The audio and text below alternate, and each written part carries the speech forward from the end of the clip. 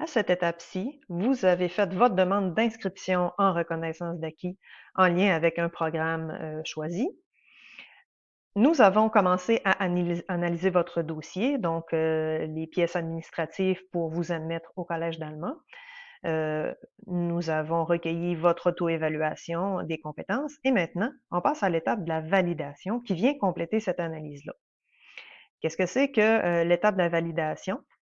Ben, celle-ci, elle vise vraiment, non pas là, à vérifier votre admissibilité au collège avec les pièces administratives, mais plutôt vraiment votre admissibilité à la RAC comme telle, à la reconnaissance d'acquis, à l'évaluation des compétences et vos chances de réussite. Donc, ça se fait dans une entrevue avec un spécialiste de contenu lié à votre programme. Donc, par exemple, si vous êtes dans le programme protection de la faune, si c'est dans ce programme-là que vous faites votre demande de reconnaissance d'acquis, bien, ce sera fort probablement un agent de protection de la faune d'expérience qui accompagnera le conseiller ou la conseillère pédagogique dans l'étape de la validation. Qu'est-ce qui se passe dans l'entrevue de validation? Alors, nous, on a en main toutes les compétences du programme et on va vous questionner, on va vous écouter. Vous allez nous raconter votre bagage d'expérience, votre bagage professionnel également. Et puis, on va essayer, nous, de faire un lien avec chacune des compétences du programme pour voir s'il serait possible pour vous d'avoir une reconnaissance d'acquis.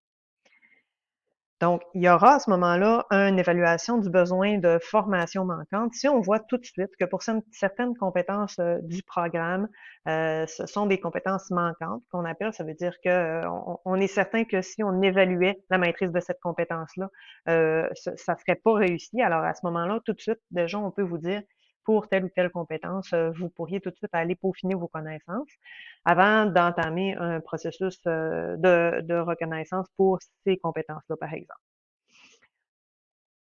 Alors, c'est une évaluation préliminaire qui est faite. Puis ensuite, à la fin de cette discussion-là, on va pouvoir vous présenter un tableau, ben, peut-être pas la journée de l'entrevue comme telle, mais par la suite, on va pouvoir vous présenter un tableau où vous allez voir un portrait clair de votre situation. Donc, est-ce qu'on est capable de reconnaître des cours que vous avez déjà suivis, donc soit en substitution, en équivalence ou en mention de réussite parce que vous les avez déjà fait, le même cours ou un cours équivalent.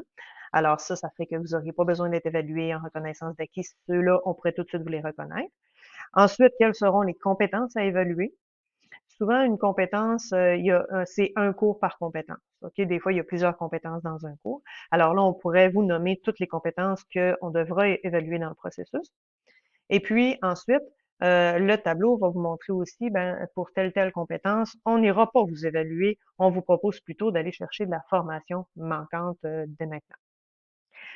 Par exemple, pour une RAC dans un diplôme d'études collégiales où il y aurait des cours de formation générale à faire, comme de l'anglais, de la philosophie, du français, si vous en avez jamais fait, alors on n'ira pas vous évaluer pour ces compétences-là. Tout de suite d'emblée, on va vous dire, bien pour celle-là, vous aurez de la formation à faire. Soit vous la faites tout de suite, soit vous la faites plus tard. Mais tant que cette formation ne sera pas complétée, on ne pourra pas avoir une reconnaissance d'acquis. Alors, ça peut être comme ça pour certaines compétences, jamais la majorité des compétences, parce que si c'était pour la majorité des compétences, à ce moment-là, on vous dirait, eh bien non, vous n'êtes pas admissible à la RAC parce que ben, la voie la plus intéressante pour vous, c'est peut-être d'aller suivre le programme tout court.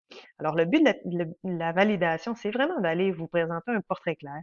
Est-ce que c'est avantageux pour vous ou pas d'aller en reconnaissance d'acquis? Hein, si le processus de reconnaissance d'acquis est plus long que ce que ça vous prendrait comme temps à aller suivre le programme d'AEC, on va vous le dire, on va être clair avec vous là-dessus. Donc, on va vous émettre des recommandations. Vous allez avoir à prendre une décision. Est-ce que je continue, puis je commence vraiment l'étape des évaluations, ou si j'arrête dès maintenant et je ne vais pas plus loin. Si vous décidez de poursuivre, eh bien là, on fera ensemble un échéancier, une planification des suites échelonnées dans le temps, selon vos objectifs de rapidité, à quelle vitesse vous voulez faire ça, selon vos disponibilités également. La prochaine étape sera l'étape des évaluations, qui fera l'objet de la prochaine et dernière capsule.